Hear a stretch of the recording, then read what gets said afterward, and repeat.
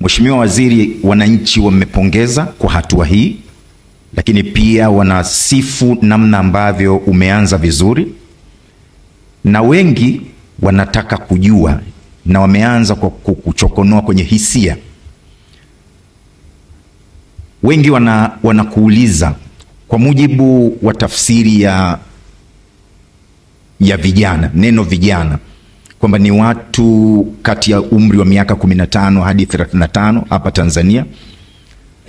Kwa ujumla wanachokiandika kwamba hili ni kundi la umri, sio kundi la umri tu, bali ni hatua muhimu ya maisha ya binadamu inayojengwa juu ya nguvu, ubunifu, ari, ndoto na uwezo mkubwa wa kujifunza kubadilika. Vijana ni kipindi ambacho ana nguvu kazi na afya, kufanya kazi kwa nguvu wakati mmoja, na ana uwezo mkubwa wa kufikiri kwa ubunifu na kukubali mabadiliko. Kwa namna hiyo, kijana sio tu mtu mdogo wa umri, bali ni rasilimali hai ya taifa. Mheshimiwa Waziri, wanaandika, tunafahamu kabla ya Mheshimiwa Dr. Samia Suluhu Hassan, Rais wa Jamhuri ya Muungano wa Tanzania, hajakuteua wewe kuwa waziri wa vijana, wewe mwenyewe ulikuwa unajihusisha na masuala ya vijana. Swali hili ni binafsi sana na limeulizwa na wananchi wengi wanaokufuatilia, hasa baada ya hotuba yako ya ufunguzi hii leo.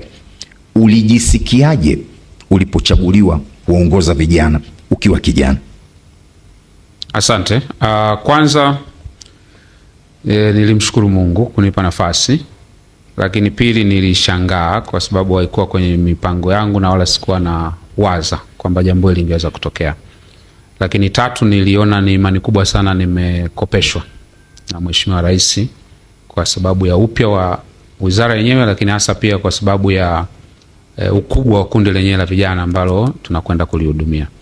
Lakini kwenye tafakari yangu niliangalia mambo yafuatayo. Cha kwanza, kwa sababu nimeishi maisha ya vijana wengi na nimeeleza hili kwenye historia yangu kwenye maeneo mengi sana, niliona nimepewa wajibu wa yale ambayo nilikuwa pia kwa namna moja au nyingine ningeona yapewe msukumo. Nilikuwa naona nimepewa nafasi nzuri ya kuyapa msukumo kupitia maono ambayo Mheshimiwa Rais pia amekuwa nayo.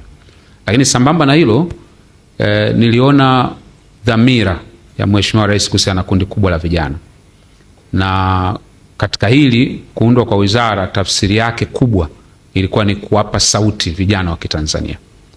Na mimi katika shughuli zangu kama ulivyorejea, nimetembea mashuleni, nimetembea vioni, nimetembea kwenye vijiji, nimetembea mijini na maeneo mbalimbali.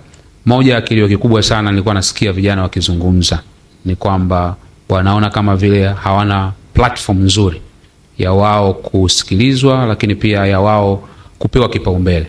Kwa hiyo niliona ni ameamua kuweka mfumo rasmi wa kila kinachomhusu kijana pia kupewa kipaumbele chake.